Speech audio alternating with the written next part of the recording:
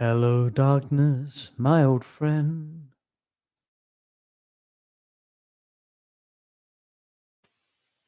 The pink zone is for cha-cha-cha only. There is no tangoing in the pink zone. Because a vision softly creeping.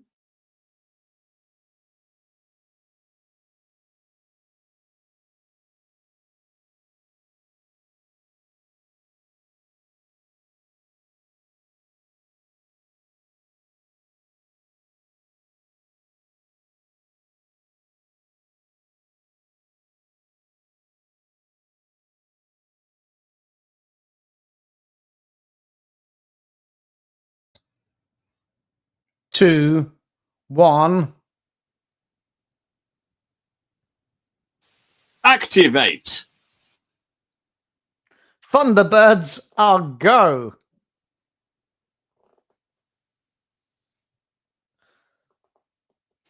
Riker's beard, you will go on my first whistle.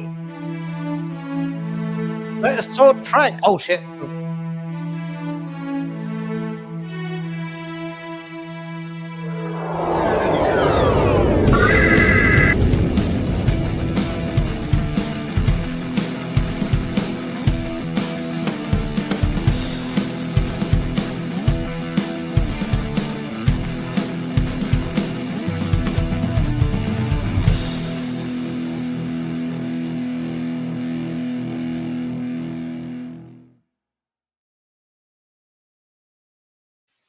Good evening and welcome to Riker's Beard Live. Joining us this week from sunny Scarborough and his gift shop. We'll put some sort of link in the comments for you to go and visit and buy things from his lovely shop. Is Yes. Admiral Miles Jackson. Good evening, Admiral. How are you doing? Good evening. Good evening. How are you guys? And hope everyone else who's watching is well. There's only one word that describes me after drinking from 4 o'clock, and that is fan-dabby dozy. James, how the devil are you? I'm very well. I was drinking earlier. I went to church and they gave me wine. Was it the blood of Christ? It was, yes. The right kind of wine, then. Well done. I do like your name. I do like your little name today, James. If USA was a good idea, then why invent USB? That's hilarious. Oh, dear. I may have pinched that from something I saw online earlier. I can't repeat the thing I saw online earlier that made me chuckle because we would get cancelled. Oh, dear. It's finding a good girlfriend like finding a car parking space. I'm going to leave it there. Anyway. Anyway, moving on. Car parking space is like a beautiful woman. That's worse than that, Dave. It's much worse than that. Much worse than that. So this week, we've got to talk about Star Trek. It's kind of our big thing. I've got quite a lot of Star Trek I actually want to talk about this week. But as always, let's do our catch up. There's been no Star Trek on the telly, and my Star Trek substitute I've been watching this week has kind of actually made me think a lot about Star Trek. And it's a program I'd like to bring to your attention. But what have you been watching apart from old Star Trek? What have you been watching instead of Trek this week? You're the guest host, Miles. You can go first. Well, I've been watching. Every night I always have Star Trek at bedtime, but at the moment, my wife and I are watching Severance on Apple Plus on Apple TV. I've heard of Severance, yeah. And I don't know if you've seen it or you heard about it, but Severance is basically, a program about how you can elect to have a chip put into your brain, so then you sever your work life from your home life, and therefore, when you go to work, your inside person works there and never leaves, and then when you leave, that person stays there, and you have no memory of what you did at work, and you have no memory of your outside life, and vice versa. So when you're outside the work, you have no memory of what goes on. This explains a lot. I've worked with certain people. This explains a lot. Yeah. and watching it, when I first heard the premise, I'm like, but my wife made me watch the first episode, and I was hooked. and now Right. I'm on season 2, episode 9, and this Friday will be the season finale. So I can't wait. And it's just one of those, sci-fi sort of programs that is just so bizarre and thrilling, and it's just something new and exciting. So I really have enjoyed it. Brilliant. That's fantastic. And James, I already know you've been too busy to watch anything. So let's dive into the comments. Well, it's kind of like genders, isn't it, Christoph? As many as you like. Chris, hey, Chris, how you doing? Gary, how you doing, Gary? Good evening, Gary. Good evening, the lovely Victoria. Good evening, Nadim. Where's your Liverpool shirt, Sir Richard? I sadly, I no longer have one that fits me, Nadim, because I'm not 12 years old. I'm not a full kit wanker. Wait, just pausing there, Richard. Importantly, let's talk about what you are wearing. Yes. Well, I'm going to move on to that in a moment. But okay, right. That's already a subject. Okay, good. Good evening, Dave. How the devil are you? Yes, it's fantastic to have him back. Hey, Dave, how you doing? Dave's one of my friends. Richard. Hey, buddy? Not just one admiral, 2 admirals. Woo! The 2 admirals. Yeah, but which Brilliant. one is the evil admiral? Well, which Neither one's got a beard? It's quite difficult to tell because, I mean, Star Trek is owned by Paramount now. You're both white middle-aged men, so you must both be the baddie. Ian, how you doing? Live long and prosper. Scottish, Hey, Mark. Scottish Trekkie from Edinburgh. Fantastic. Hey. I've yet to talk to you about this, James. There's a distinct possibility I may be heading to Scotland. Ooh. I went to Scotland twice. Yeah. Are you eloping? Well, no. So a colleague of mine is retiring, and I've always really wanted to do the sleeper train up to Scotland. So I'm thinking, well, I could do the 2, but yeah. Wow. Rashid, hey Rashid, how you doing from London? Nice to see you again. Adam, how are you doing? Hey, there's our Hey, guy. it's Adam. How's Adam doing? Ian's saying something in Scottish there. I'll translate that as in woohoo. So, James, what have you been watching this week when you haven't been working? That's not Star Trek. I watched an episode of Dynasty, as in the reboot Dynasty. I don't know why I started watching it. I'm about halfway through now, and I'm just waiting for it to end. In the same way that I finished watching Lost again. James, I've got to try and compute this. So your time is so precious to you that literally you've got no time to do anything for yourself, and you've spent it watching Dynasty. Well, the it's one of those reboot. things you put on in the background while you're working because you can divert about 2%. I put on Star Trek conscious in the thought. background while I'm working because I've seen it 100 times before, and it comforts me. That's what Star Trek's for. You can engage it or not engage it. It's like when I'm at the gym, when you have to warm down on the exercise bicycle, you put your phone on an episode of TNG because you can zone in and out. It's fine. It's a fair point. It's a fair cop. Yeah. Okay. So I'd highly recommend the new feature film The Gorge. I thoroughly enjoyed that. That was very good. I did see the trailer for that. So is it good? Is it an interesting? It's very good. Yes. Yeah, it's good. It's good. Yeah. It's. I was a bit dubious, but yeah, I thoroughly enjoyed it. It was very good. The Gorge was good. Yeah. It was fantastic. Actually, I thoroughly enjoyed it. And the best thing is, if you're watching with your other half, it is absolutely a love story. Oh, so you can get away with it. Deadpool. So no, Deadpool wasn't a love story. This is definitely a love story, so you can get away with it. And it's got zombies in it and Nazis and everything. It's great. Nazis, zombies and Nazis. Oh, brilliant! So it's a only thing missing is a current events film. It's very good. I've always wanted to know the answer to this. What happens if, like, a vampire bites a zombie? And what happens if it's the other way round? What happens if a zombie bites a vampire? So vampires are dead. Yeah, a vampire is basically a demon sets up shop in your body. So essentially, you're kind of a zombie anyway.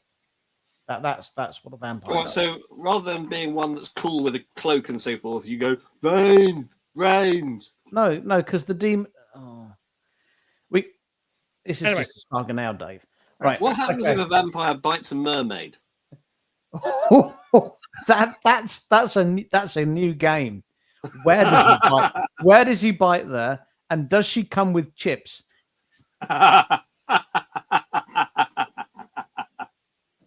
This is a true story. This happened to me. Right. Anyway, let's get back on topic. So we talked about what we've been watching instead of Star Trek. So what Star Trek have we been watching? I mean, Miles, you've already kind of revealed part of what I'm touching on tonight. And that's you rewatching old Trek. When do you watch it? Why do you watch it? You said you have bedtime Trek every night. Yeah, me and my wife, we have Trek o'clock every night. We turn on Star Trek and we just go to bed and we just relax. And it's one of those things where it's a nice calming, any episode is just you are familiar. It's like wrapping yourself in a nice warm blanket.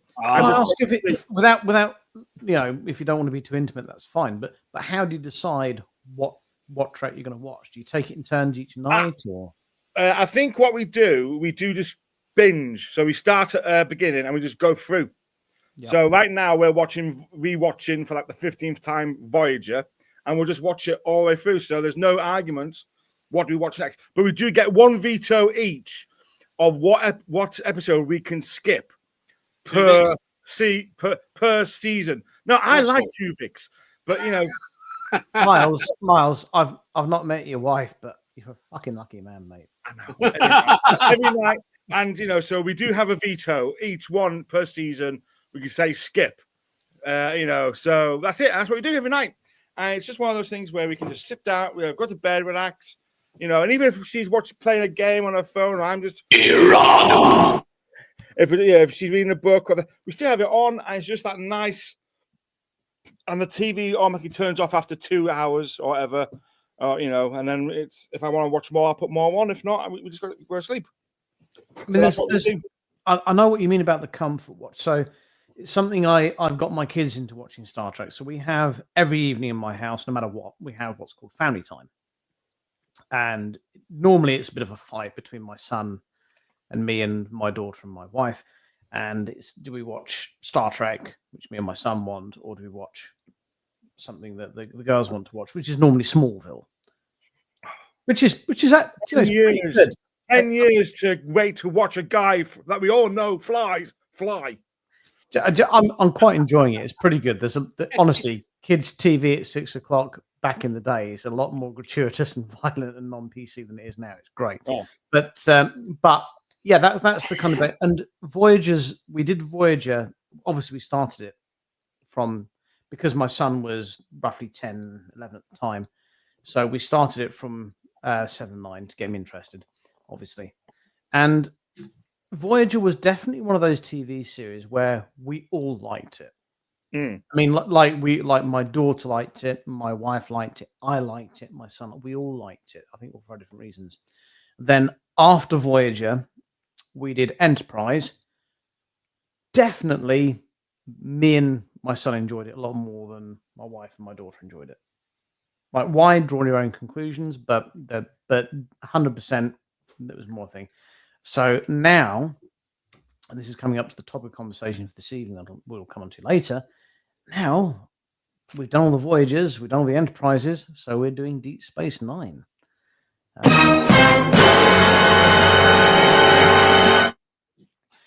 James, what are you on a rewatch at the moment? Is there a specific Trek you go back to on certain occasions? When's your go-to for Trek?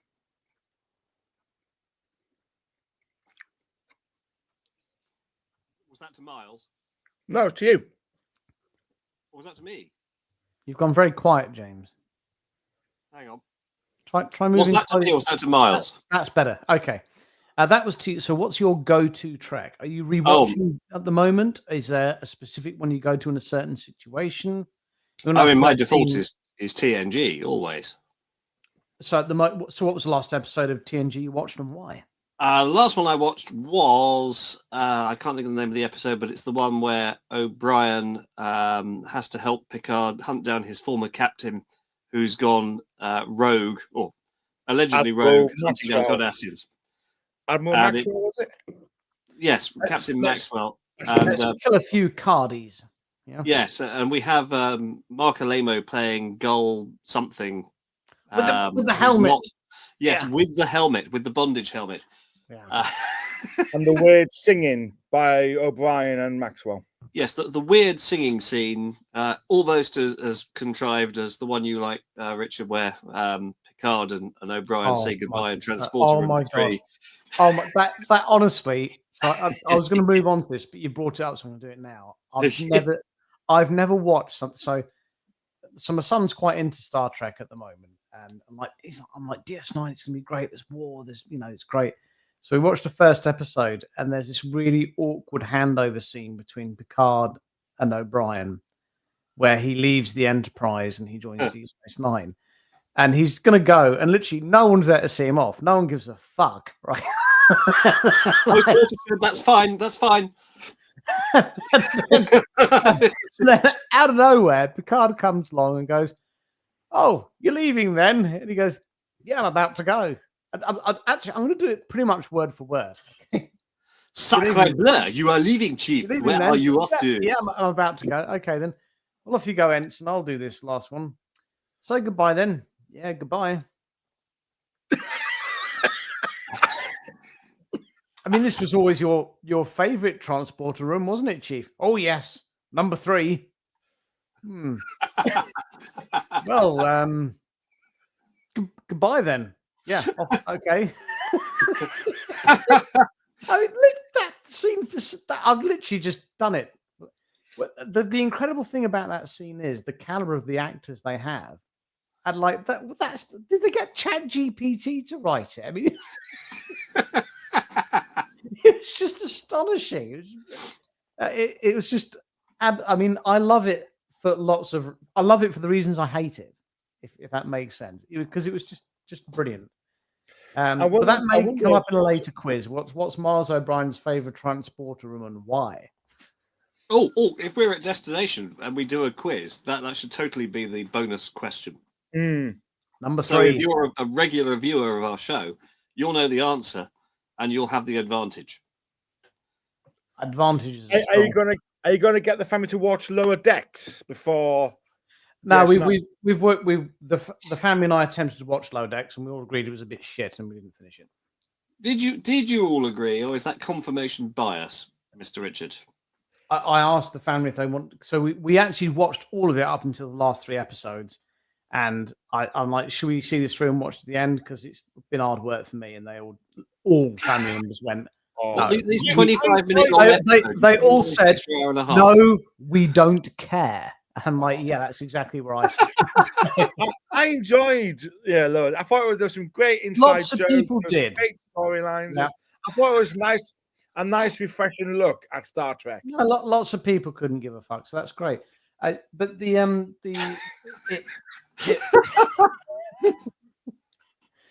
think I've just been, Star Trek blocked by Richard.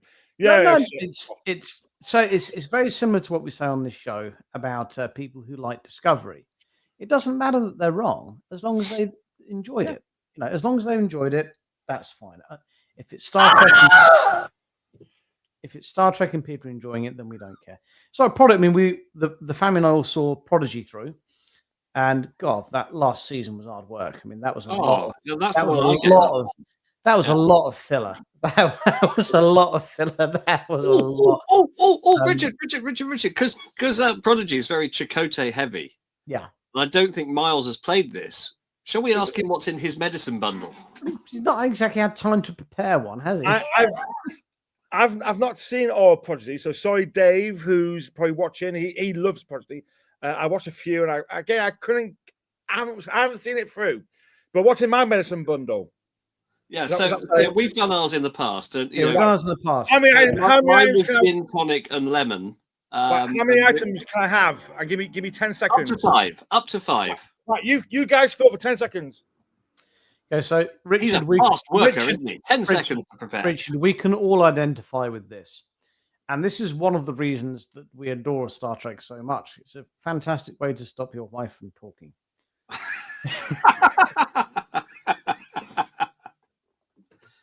I don't know. You see, in my household, we have a rule, which is that when the present Mrs. Dillon is speaking, everybody stops and must listen. And, I will go to the extent of pausing whatever's on the television, closing the book I'm trying to read and putting it down to give her my entire focus and attention. And then she gets cross when she says, you don't have to turn the television off. I go, no, you're speaking. This is gold. I need to hear it. My favorite is, and you've experienced this when you've come to my house, Marley, is I state that Picard rules are now in effect. And that means if anyone speaks during in space scenes, that's fine. But during dialogue, if anyone speaks, be it the wife, be it the children, they're banished to the bedroom. They don't get a second chance. That's a red card. Right, I've got some items from my medicine bundle. Right. Okay. So when you're far from the bones of your ancestors, Miles, yes. We would very much like to know what you do to Akichiwa and kind of get back in touch with them to solve through a personal crisis. What do you whip out of your bundle? Right, so it has to be my seagull flavoured rock. So seagull flavour? Are they available to buy from your gift shop? By chance they're available to buy on Amazon, eBay, and Etsy, and my website. And how much do they go for? How much are they? So this is seagull flavour rock. It's made just for me, and it is black. It's grey, white, and yellow. Does it taste of real seagull shit? And it tastes of what I imagine seagull tastes like. Okay. Which is salted chicken, because everything tastes like chicken. And how much chicken? Do you buy this stick of rock for? So these are 60p each, or 4 for £2. So 60p, not £60. That's 60p insane. each, or 4 for £2. Wow. And they've flown out. They've flown out. Right, well, you heard it here, everyone. Get your orders. So they're available on eBay and Etsy, did you say? eBay, Etsy, my website. Yeah. Amazon. And if one goes through your website, Miles, it's better for you because you don't have to cut someone else. So everyone go, Miles, what's your website? Let's have the plug for it now. There you go. Let's go for the full on. So it's Scarborough Joke Shop. Just Google Scarborough Joke Shop. You'll find my website. And that's jokes and magic and novelties and all that jazz. And it's a stick of rock that tastes like salted chicken. Yes, because it tastes like seagull. That's what I imagine seagull tastes like. Is it vegan? Yes, it's vegan and it is vegetarian. So it does actually, in fact, taste like shit then? Yeah. Flown out. Yeah, Richard, flown out. All right, so that's item 1 for the medicine bundle. Seagull flavored rock. Okay. So next up, when you're far from the bones of your ancestors, Miles, how are you going to cope? Well, I've run out of seagull flavored rock. I've also shown you guys this earlier in the backstage when we were just about to go live. But I have here my very own bottle of fresh air from Scarborough. Now, I fill these all myself. And we sell them in our shop, and they do also sell them. So I will take with me a bottle of fresh air from Scarborough, so I can always just go, smells like home. I mean, to be fair, if this is a space-based scenario, and you are far from the bones of your ancestors in deep, deep space, some air might be really useful. Whereabouts did you fill it up in Scarborough? Oh, here, just outside. Indoors? No, outside. Oh, right. Okay, that's okay then. Every morning, I go outside and I open it up and I wave it around. Viewers, I'd like to tell you why it's fine for Miles to fill up his fresh air Scarborough bottle outside of his shop. That's because he drives an electric car to work. And he doesn't imprint on the 30-year-old electric car. Very, very special kind of electric car. Very special electric car. So that's why it's fine to breathe in Miles's air. For those who don't know, I own a Sinclair C5. So if you're younger than 40, Google it, because you're asking mum and dad. But they are basically the first ever personalized transport. It was the future. It was. I do you know what? I got one, and they're brilliant. What do you mean it was? It is the future. It is the future.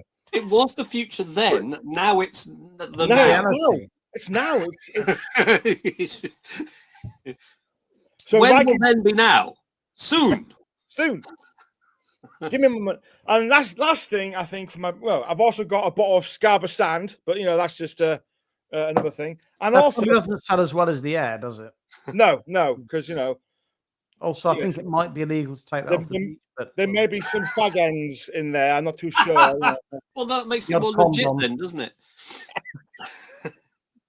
And then another thing, if I get peckish when I'm far from my homeland, I'll have myself a chocolate bar, which says my friends went to Scarborough and all they bought me was this lousy chocolate bar. But hey, who's never unhappy to receive a chocolate bar? I mean, I love chocolate. Exactly. So I think we should rename this episode the Miles Jackson QVC show instead of Riker's beard. We should totally do that. Very low price. We'll add that to our show that we're doing. We'll hawk some lame crap. Oi, I won't have that. It's Clark's bar inspired merchandise. Do you remember that? There's that advert that Frakes did back in the 90s. He finds on YouTubers. Frakes hawks some lame crap. That was the database networking integration. That was it. Yeah, that was pretty cutting edge, actually. That really the advert was dire. Yes, but it wasn't made for people like you with your limited intellect, was it, James? It was made for IT professionals. Ooh. I've got product placement. I'm going to put that there. There you go. Excellent. So so I think that's the few things, but yeah, definitely the Skigo flavor rock and my jar of air and my chocolate bar. I think I'm sorted. So did you know it's actually illegal to shoot a seagull? Yes. No seagulls were harmed in the making of this merchandise. And on Riker's Beard Live Noir, I'll tell you how I found that out. Oh, how? So, a question for you there, Miles. Yes. Did you ever find a Mr. Hom bottle for Alan Window? Oh, Alan! God, I forgot all about that. He asked me for. I'm sure it was, in the scene on Star Trek: Next Generation where Mr. Hom drinks the entire bottle of Saurian brandy. Yeah, that's it. Yeah. And Alan wanted me to get him a bottle or a glass that would do that trick where you could show it full and literally drink it. I think I can get them, but I've completely forgot about it. I'm really sorry, Alan. I'm rubbish. I think it's called a Wonder Glass. Miles, possibly because this is going out to the millions and millions of fans around the world, you may have given away the trick. So let's back this off for now. Otherwise, Alan's game's going to be up. Right, let's delve back into the comments because we've gotten far too ahead of ourselves. Sorry. Rashid is going to Scotland on a holiday. Okay. Okay. Dave says, me too. So that's my friend who likes Prodigy. Megan, how the devil are you? James is laughing at me. Lovely. Alan Megan is behind us. Richard, why haven't you walked on the sky shop from her seat? Yes, we've been there. Miles, are you sat in the shop window? No, I'm behind my counter. Paula says, good evening, everyone. Good evening to you, Paula. Please tell us the name of your favorite show and your favorite series, and because sometimes it does change. Paula's favorite series is this. Watching us. James Scott says, gross. Put it in the room. I think could be the seagull show. Are you a Ferengi? No, he's a good businessman. Yes. There we go. Yeah. Do you recall, James, when we had the chat with the guy who played Damar, Casey Biggs? Yes. And he was talking to us about the whole trek against Trump. That was the first time round, wasn't it? Yeah. Mr. Trump, the delightful Mr. Trump came in. And we spoke to him and he said that Armin Shimon started this trek against Trump thing. And he was asked if the Ferengi would like Donald Trump. And Quark said, no, because Ferengi only like good businessmen. Fantastic. Yeah. I mean, currently, and by the way, if we've got any American viewers who are joining us, and you have views on Mr. Trump, we're delighted to hear. what the profile of people who watch Star Trek and enjoy watching. But don't. Yeah, but let's not have it political. Might be. But yeah, I mean, Mr. Shimmerman, in the current iteration of Mr. Trump's government, is likely to find himself sent to Guantanamo Bay, isn't he? Wow. Because he disagrees with the regime. I mean, that's not far from the previous regime where they were just cancelling everyone. But that's no. I mean, this time round, he's busy dismantling any kind of apparatus that can stop him doing whatever he wants. Fascism is fascism. That's all I'm saying. Now, let's moving swiftly on. Dave says, "Stop saying progedy. It's prodigy. It's not progedy. It's prodigy." So I put my false Sorry about that. Sorry, Dave. Prodigy. Yeah. I'm getting confused now. So this is what I've got to ask my experienced Trek brat. When we started watching DS9, and my son's always lovely. He will watch Star Trek, whatever. He loves it. But you've got to keep the rest of the family entertained. This is kind of what getting to. We all loved Voyager. Well, I mean, if the rest of the family is entertaining, there's washing up to be done, vacuuming, ironing. But where do we start DS9? We started Voyager when 7/9 came in for obvious reasons, because my son was about to hit puberty. Plot, dialogue, special effects.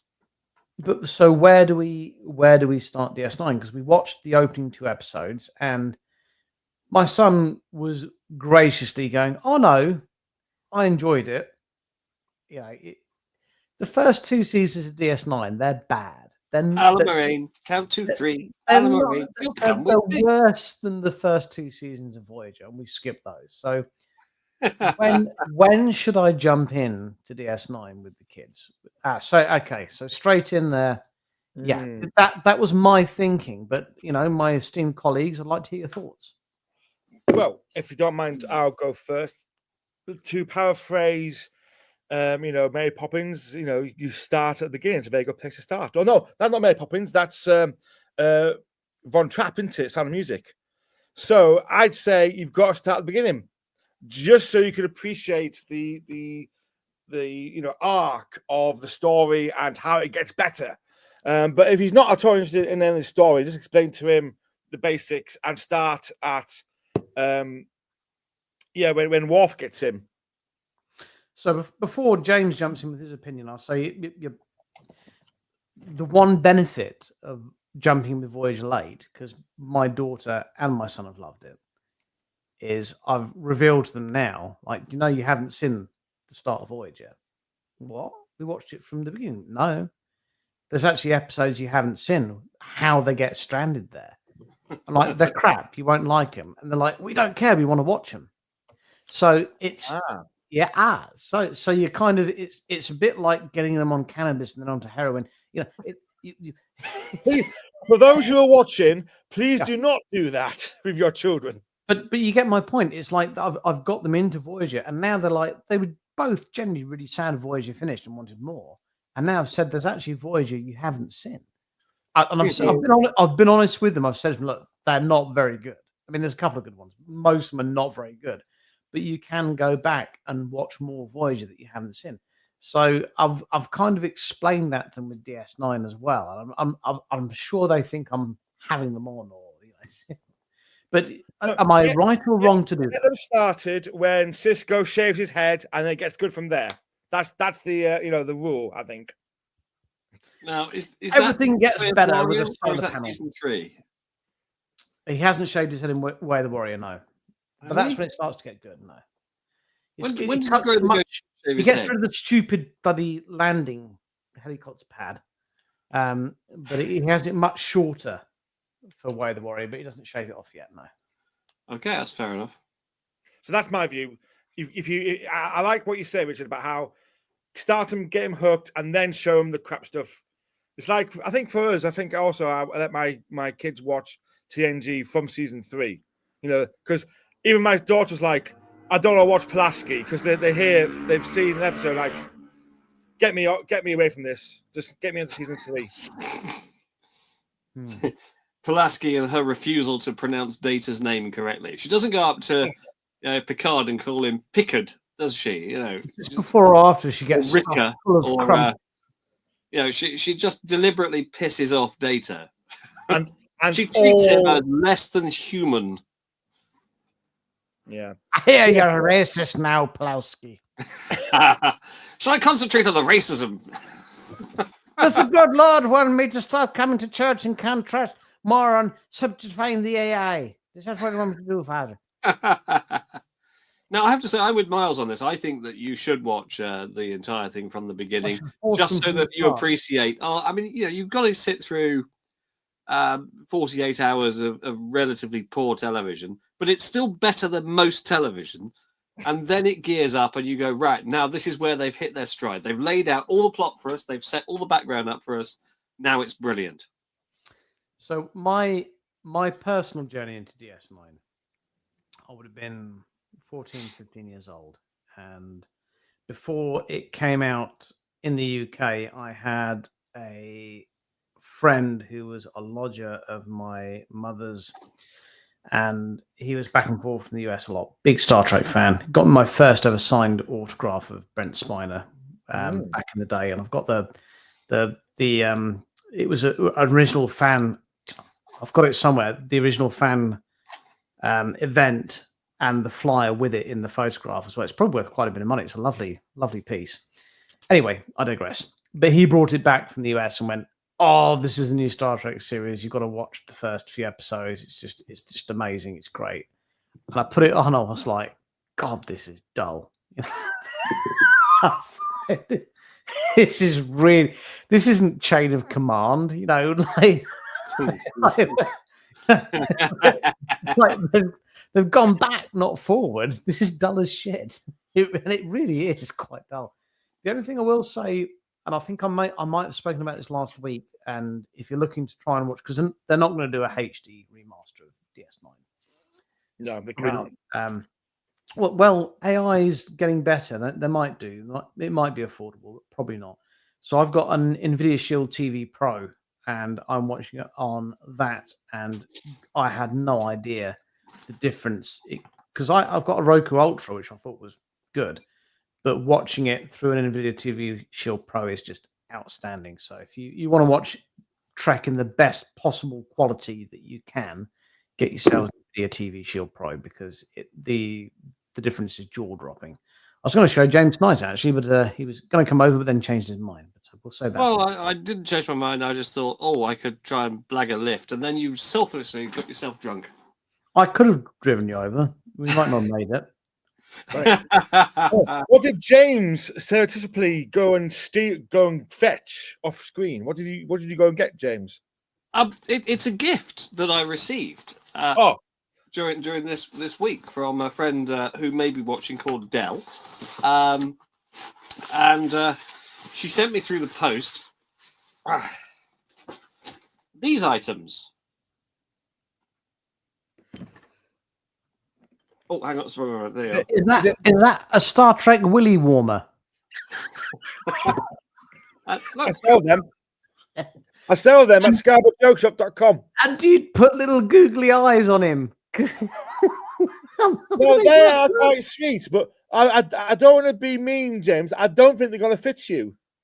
Hang on. It's a willy warmer. And he put googly eyes. Snake. Hold it close to the camera, James. Hold it close to the camera. Closer. There you go. It's a perfect fit. Dell, those are brilliant. And you knitted them yourself. Yeah, look, she's there. She's saying, yes, there we are. She got them. Thank you, Dell. These are absolutely lovely. I wanted to show these to everybody this evening. So this one was apparently for the present Mrs. Dillon. But yes, I've got one basically for all of the original series cast plus a pink one. And what are they actually to be on? Sorry? What are they to be worn on? The willy warmer. You might be able to help us with that. I think they're just for display. Miles owns a joke shop. He knows what they're for. Okay. Mine are bigger. So yes, Dell designed and hand knitted these, which is a gift that shows the most love. Look at that! I know. really was very touched by receiving these this week, and they're absolutely lovely. See, now I have to buy some dolls now James, just to put them on? Well, I mean, my daughter can put them on her Barbies, maybe. Or there's a view, Richard. Or that was a Richard view. put them on his condiment set. Or Dell, she would know if she made them. Yeah, perhaps I can share them with some friends. Could you have some sort of party, James? Well, what happens in Portsmouth. Speaking of Portsmouth, Riker's Beard will be attending. I really do love these. These are lovely. Thank you so much for sending me those. Riker's Beard will be attending the Portsmouth Film and Comic Con this year on the 4th and 5th of May. On the 4th and 5th of May. And we're going to be performing our much, much loved Riker's Beard musical interlude sing-along. And this is where I will fetch my guitar out, and James and I, with his triangle, will perform some Star Trek related songs. My four-sided triangle. Yes, it had an extra side to it. Now, what we're going to do this year, because we attend all of these conventions, and James, far more than me, builds these sets and brings them along, and we do it for charity. It's non-profit. However, we do work for charity, mate. Charity. We don't like. If you'd like to make a donation for us to improve the set, we're always very, very welcome to donations. But we don't want you to give us money for nothing. We always give you something. What about your chicks for free? Yeah. So James has got some wonderful com badges that you can purchase, which are fantastic, and he's got some wonderful ice linear chips that you can. Well, not purchase, you can receive in return for your donation. Yeah, marvelous. And I mean, look at the. She is. So, but this year, as we're very much looking forward to doing our musical sing-along performance, we have produced limited edition, one run only, Portsmouth 2025 Riker's Beard guitar pick. There we are. I mean, that's something special right there. It's very niche. Yeah, there's not many of them, and it's there. And these will be available in Portsmouth for you to purchase, or rather, £200 each. We haven't decided how much they're going to be yet. I thought today, well, let's make a game of it. If people, while we're doing the musical sing along, if people want them, they can come up and sing for them, and then we can decide if they pay between 50p or £5 for a pick. Here's a non-Riker's Beard plectrum. Now look at that. You should make it a competition on who can play the best air guitar. Probably not. No, that wouldn't be a good idea. But we're gonna non-profit. Hang on, that's not in the rules of. No, it's not. We do it for charity because this is the other thing I want to talk about. This is. Well, we just hope you help us out with some of the actual out-of-pocket costs it costs us to build all this stuff and move it around. So, as my learned friend James and I'm actually a published scientist, and I don't like to talk about it, but I'm a published scientist. It's social science, I do confess, but it's an interest of mine because I've been published. And I was thinking today about the idea behind Star Trek. Like, are they communists? I mean, I'm not taking the piss. Is it communists? How does it work? And I was thinking about this, and I watch a wonderful. We'll talk about what you watch when you're not watching Trek. There's a wonderful series on Netflix called "You Can't Ask That," and I encourage all of you to watch it. It's brilliant. This is a program. It's Australian, and they get niche ethnic minorities to appear. And they're asked random anonymous questions from the internet because they're, to be blunt, these days with the cancel culture, you can't ask this stuff anymore. So they thought they'd do this series and just get people to ask random questions. And wow, it's a learning experience. It really is. It's a massive, massive learning experience because you find out all these things that normally you wouldn't be able to find out because you're scared to ask. And one of them was about Africans living in Australia specifically, of course, but apparently, and I never knew this, they have this collective culture I forget the word now. I should have written it down, but they have this collective idea. Although there's 51 different countries in Africa, it's a continent, and yeah, they're not be fighting each other, but they have this collective way of living where you all support each other, like in your neighborhood and stuff, which is quite unique just to Africa. And I was watching it thinking that they're describing Star Trek. It's not communism; it's a collective way of living, and it's not fascism like the Borg, or it's literally it's a collective way of living where you're all individuals, but you all the way the guy said it is in our neighborhood in Africa, we had a lawnmower. It wasn't my lawnmower; I owned it, but everyone used it. That was just a given, because we all had lawns. We're not all going to mow our lawn at the same time. What's the point of us all having their own? And they said like a massive adjustment from emigrating from Africa to Australia was adapting to individualistic ideals. They generally didn't get it.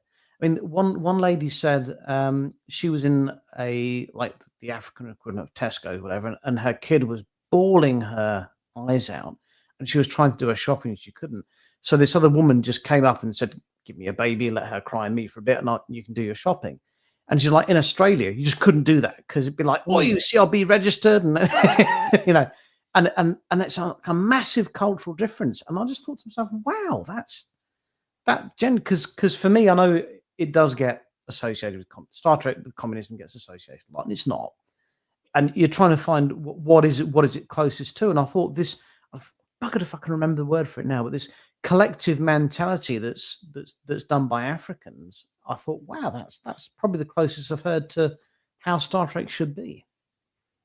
I think something similar I experienced in the Maldives. I went to the Maldives for my honeymoon, and I went off our hotel island, and we got onto the local island where the locals lived, and we went around their houses. We saw their schools, and they were showing, "Oh, look, we're building a house here," but there's no builders. We all build. We all almost like Quakers, Yeah. And it was, and I think what you're trying to sort of talk about is maybe when did we lose our state of community? Because, like you said, it takes a community, it takes a village to raise, and when did we lose that as a species? Victorian times, who knows? But it's just a case of when the Africans, it seems to be very much a part of their culture, and they find it quite difficult to adapt to what they in this particular series. I'd have to research it more, but in this series, what they describe as an individualistic culture, like the difference between African culture and Western culture, like Australia specifically, it's an individualistic culture. In Africa, it's not like that. Yes, of course, 51 countries, one country, they're all killing each other. That they can't get away from that. That's not very communicative. But in terms of how they live in a community, it just felt to me. It was like, wow, this is the bridge. This is what Gene Roddenberry was trying to paint. When did we were all convinced to own our own stuff? Everyone had to have a car, a TV, a washing machine. We're gone the days of laundrettes, and it's wife, you can only have one. Yeah. But isn't there a community somewhere that does a library of things? I've seen on the news over the years, where it's just basically a library, and you go in and say, "I want to borrow this chocolate fountain for an event, or I want to borrow that hedge trimmer," and it's free. Yeah, there's lots of those, and it's not just Africans. I mean, there's when you peel back the layers, a Jewish kibbutz is the same. That's very Star Trek. So it's I know when I watch this particular series, and I love watching it because it's just fantastic. It's lovely to watch something that's not scared of being cancelled, especially on Netflix. But it's like, wow, I've watched this and I've learned something from it that I wouldn't have learned otherwise. And honestly, this African sense of community I never knew existed. And then I read between the lines to people that I've met and I've worked with and I've known that from Africa that speak Afrikaans, that and these people are literally colorblind. You speak Afrikaans, you're African. That's it. And it goes to show how much. Yeah, this is what Star Trek's trying to teach you. It's massive. It's huge. I think there's a few scenes in Star Trek Next Generation where you see someone who's coming on ship or they're leaving on ship, and they literally just have one hodol for all their things because everything else is provided for them. You've got their entertainment, their food, they can get their clothing. And I'm going to paraphrase from one of my friends, Andy, who usually comes with me up to the conventions. He loves the idea of being minimalistic and just owning just what you need. And you pack light, you travel light because the community or Star Trek, they provide everything you need. So it's nice. It'd be nice. Oh. That's an ideology that I wish we had. Less things, more the pursuit of being better. Well, James and I have experienced that firsthand. At every convention we've been to, they've had a bar, haven't they? We haven't had to bring our own. Yeah, we haven't had to carry a lot of booze, although sometimes we do. Sometimes there's a Tesco's Express around the corner. You don't have to bring it from one county to another, and that's a step in the right direction. I feel. But no, I like it. I'll check it out on. Did you say it was on Netflix? It's on Netflix. It's called You Can't Ask That, and the first episode is actually the best, and that's small people with dwarfism. Oh wow! And again, so getting very off track here with this, but the first thing that engaged me about it was like you've got these dwarves, and they say to them, "Do you mind being called a dwarf? What should I call you?" And the first three of them were like, "No, don't call us a dwarf. No, that's really offensive." And the next three went, "Yeah, it's fine. We've got dwarfism. Call us a dwarf. What's the issue?" And you're like, "Wow, never seen this before. This is actually showing both sides of the coin." And it went on to really controversial topics like dwarf tossing and stuff like that, and showing both sides of the story, which, again, don't want to get in the whole woke debate. You don't normally see on Netflix, do you? It's showing both sides of the coin. It was really good. I really enjoyed it. Anyway, what's next? So next, Megan's saying... Hang on. Whoa. Sorry, Richard, very importantly, you showed the Riker's beard plectrum, but we do have something more special even still than that, because we have the new generation. Yes. Here it is. The USS, let's try and get it in focus, Riker's bread pencils. Riker's bread pencil. So I'll briefly explain to our viewer. There it is. Look at that. Hey, viewer. I'll quickly explain to our viewer. Back in the day, James ordered a box of 5,000 Riker beers pencils. Oh, no. That is how they should look. There we are. And sadly, they sent him a box of 5,000 Riker's bread pencils. So James, it was only about 30. It wasn't 5,000. James complained. They sent him another box of 10,000 Riker's beard pencils, but we still had the Riker's bread pencils. And when we were hawking these at the convention, people actually preferred the bread pencils. Yeah, because isn't it like when the Royal Mint misprints a coin or a note, exactly, aren't they worth more? Exactly that. Yeah, there you are. So limited edition, how much is that worth? It's literally priceless. Exactly. There's 10,000 of these ones in this run. 20,000, but the Riker's bread pencil. Oh my god! You now have to make some bread just to sort of sell them. You should stock this in your shop. I will. I'll sell them for you. Limited edition. Well, there you go. So those will be available to help us offset the do you recall enormous cost being invested into significant upgrades on the set. Do you recall a year ago, Trekkie girl Sam sent us a message stating that she'd found a pencil in her son's pencil case from school that was a Riker's bread pencil. It's completely random. So like, out there. He must have got it from me, but I don't recall ever having one. It's like, well, maybe they're just in circulation now. Yeah.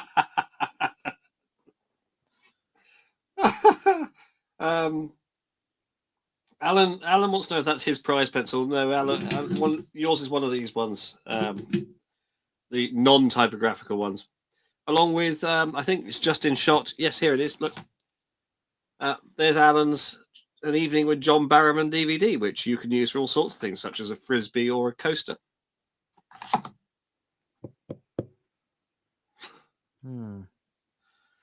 I can think of other things I'd do to John Barrowman if I had an evening with him. Are we going to do Airlock 101? Oh, God. If we've got time. We've been sitting here prattling on far too much about bloody Star Trek. We've only got 5 minutes left. Do you want to do Riker's 101? Can I just do my submission then? Because No. That's not how it works, Miles. No, that's not how it works, Miles. Play the fucking game, right? Okay. Right. So we do the intro first, and then we do your thing. Right.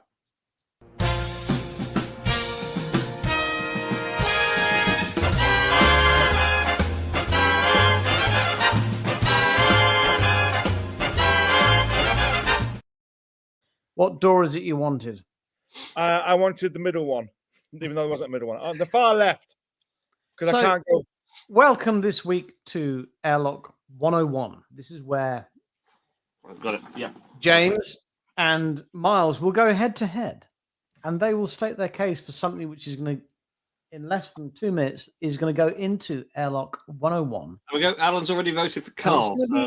Dismissed from Trek lore forever, from all canon, from everything. It's going to be gone. And for that obvious reason, there is one topic and subject that is excluded. Yeah. One rule. Can't be Discovery. You can't be anything Discovery related.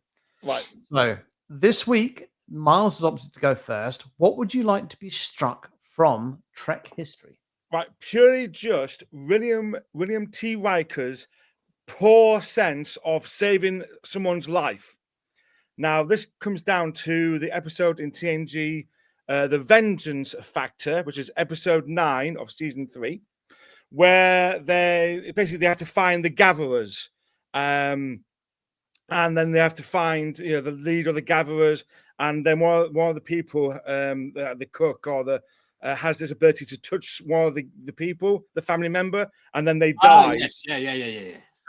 So quickly, I have no idea what he's talking about. Right, It sounds awesome. So in the episode, they basically these gatherers who are going around raiding Star Trek property, and then they get involved, and they want to tell these people to stop gathering and go back to their home world. And in the process, one of the people have been genetically modified that if they touch a member of a house, a member of a family, she passes on this virus that then kills them to retaliate a lot. Now, just like in that last Bond film, what's it? No Time to Die. Where what are you talking about? Well, do you not know? Do you not know this episode? It is legit, Richard. Keep going. Basically, let me just quickly. So I love the way it looks like you've got angel wings behind you. Like a fly or something. Like some shopkeeper angel. It's great. So basically, there's a woman called Utah. She's been genetically modified to live a long time, to carry out assassinations, to wipe out a family. Okay, and they're at the negotiating table. I don't remember this episode. James, back me up. It's legit. I'm with Miles on this. I think it's season 3. So yes, season 3. I think someone's having me on here. Sorry, I'll look it up. I'll look it up. At the negotiating table, you've got Picard there. You've got Utah, who's the person who's got the deadly touch. It's called The Vengeance Factor. It's season 3, episode 9. Yes, and then there's the head of the clan is there at the table. And if Utah goes and touches this leader, he will die. Now, this virus that there will be no vaccine. This virus, this thing can only affect 1 in a billion people, and it happens to be that family. So Riker beams down to the negotiating room and says, "Be careful." I think it was Maruk. Careful, Shogun. She's gonna. You're in deadly danger. And Riker tells Utah, "Don't move. You don't have to do this." and he shoots her to stun her. She's like, no, I must do this. I must touch. Why did he just beam him away? Because if she touched anyone else, they would have lived. It's only that one guy who was in danger. Why didn't they just beam him up to the ship and he would have been safe? It might be because he had a phaser and not a beamer. But he transported down. Why couldn't you say Enterprise beam up? The guy now. Boom. I haven't seen the incident myself, and I have no recollection of it. But... Well, that's tonight's viewing pleasure for everyone. Go and watch Star Trek TNG season 3, episode 9, The Vengeance Factor. And why did Riker? Then Riker shot Yuta to kill her. He shot her, I think, twice, if I remember rightly. Yes. First time was a stun. Second time was to kill her. Room 101, you would like to put Riker being negligent. Yes. Okay. I'm not thinking. Why you just beam up that guy and we got there in the end. James, what would you like to put into Airlock 101? Well, on the subject of negligence, I'd like to put into Airlock 101 the guy who signed off the holodeck safety protocols, and in particular, the guy who had some sort of option that means they can be turned off. I mean, James, you win. James, what possible use is there for safety protocols that you can turn them off? You've already put this. We've already done this one. We've already done this one. I didn't do this one. You've already done this one. I don't remember doing this one. We decided that all the episodes would be shit if you did that. So, oh well. Okay. In which case, I'll put Jake Sisko's wardrobe in there. Jake's okay. Oh, the way that he was wearing carpet every season, like carpet from the Hilton. Yeah, who wore it better, a bus seat or Jake Sisko? Yeah, if I can't have holodeck protocols, I think we've had this one before as well. Oh, right, we have, yeah. We had this one before as well. All right, okay. I'll put this in then. Okay. Picard, a Frenchman who loves drinking tea, reads Shakespeare, and never runs away from a fight. You want to put Picard into room 101? So the Picard's Frenchness, which is that he drinks tea, reads Shakespeare, and doesn't run away from a fight. Sacre bleu. He's basically not in any way French, apart from occasionally when he remembers to go, merde. Or in that episode of Picard, where he goes, "Oh, I am very sinister." Right. Yeah. Okay. I think what you're aspiring to here is the way that Picard is depicted more as European than specifically British. Well, he's depicted, quite frankly, as English. Yes, but apart from the episodes where he's very obviously French, and you don't like those. No, I'm pointing out that he's never really French. His character is wholeheartedly English. Apart from he was born in France. Look, he's born in La Barre, France, but he doesn't wine in the vineyard in France. Lives in France. That explains in Picard, though, isn't it? Why he speaks and English. He's called Picard. Apart from all those bits, apart from him living in France and producing I could live French. in France. Wait. Apart from being called a French name, living in a vineyard in France, producing French wine, speaking French, okay? You don't like the fact that he's not French enough? I don't know. Where are you going with this? Just leave it to the viewers. Okay, right. So, and if you think from holodeck safeties, Sisko's wardrobe, or Picard's lack of Frenchness. If you think that Miles Jackson, I don't even know what you were trying to put. I think Miles wants to put Riker into room 101. I think that James wants to put Picard into room 101. So if you think, I think it's a fight between Picard and Riker. So if you would like Riker to go into room 101, then that means that you think that Admiral Miles is right and write the name Miles. If you think Picard should go into room 101, that means you think Admiral Dillon is right and write the name James. I'm not certain what's happening. Richard, watch it tonight. That's your homework for tonight. And get back to me. I mean, if I was going to put something into room 101, it would probably be the final season of Lower Decks. I just couldn't give a shit.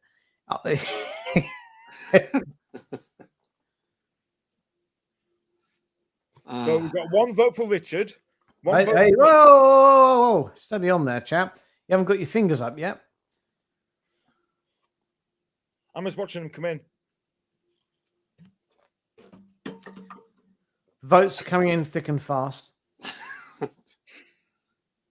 Was several votes for Carl, who wasn't even playing. So can Carl win this? Even though he's not here. He can win, even though he's not He playing. has done before. Yeah. You Right. can't vote for Carl. James, put your fingers up. Let's start the count. Okay. So let's start this off. First vote for Richard. Vote for Miles. Another vote for Miles. Another vote for me and Carl. Another vote for Carl. Another vote for Miles. Hang on, that's 2 votes for Carl so far, I think. So that's. Oh, he's keeping. You put your fingers down. Carl. He's keeping his own count there. Stop trying to No. This is for Carl. No, Another vote for Richard. Okay. Right. Vote for James. Hey, okay. It's not a vote for James. Hey. Another vote for Miles. Another vote for Miles. Thanks, Vote Dave. for James. Hey. Another vote for Miles. I think there's only one clear winner here. 3-6. And I'm still not entirely certain what Miles. I think Listen. he didn't like Riker's general disregard for the rules. Yes, and also Which for me his need to kill a woman that he's already slept with, rather than saving her life by making the guy beam up to the ship. He goes, "No, I've stopped this. I'm going to kill her instead." My favorite Riker disregard for the rules moment is when he was told that he mustn't interact with a single sex species, and he says, "Challenge accepted." And he goes and proves that he can have it off with anything. But there we are. Sexual organs. Tell me about your sexual organs. I also like it, in First Contact, the TNG episode where he gets it off with the nurse in the hospital, and he's like, "Yeah, next time I'm passing through the system, I'll drop by." Yes, but in fairness to that was a Kirk moment, and Kirk moments are exempt. You can have a go. Yeah, why not? Yeah. Yeah. Never mind your ribs are completely broken and you need to get out because you're about to die. Give it a go. Absolutely. You don't know when you get the next chance, do you? John. Anyway, On that bombshell, we're Okay. 8 minutes over time. So it remains for me to say, as always, thank you so much for watching our glorious viewer. And if you have enjoyed the show, please do hit the thumbs up emoji, the blowjob face, or the smiley face, and show us your love. We would much appreciate it. We're looking forward very much to seeing you. We're going to Portsmouth, I believe, next month. No, it's May. The month after next month. So about a month and a half from now. Yeah. And there will be these Riker's Beard picks at the Riker's Beard sing-along. We haven't decided how we're going to sell these yet, but they're limited run, and we're very much looking forward to it. I'm looking forward to seeing all of you. There'll be the pencils, there'll be the com badges, there'll be the isolinear chips. Of course, the Riker's Beard contraceptive foam will be available, the Riker's Beard holy water, and of course, the Riker's Beard flamethrower. Oh, the Riker's Beard flamethrower. The Riker's Beard bottles of air. What sort of air could we put in there? Let's not even think about it now. Holodeck air, something like that. But the Riker's Beard flamethrower, that's in production. So yeah. The Riker's Beard holodeck safety switch. Until next time, look after yourselves and each other. Cheerio. Good night. Cheerio. Don't have nightmares. Bye. Whatever.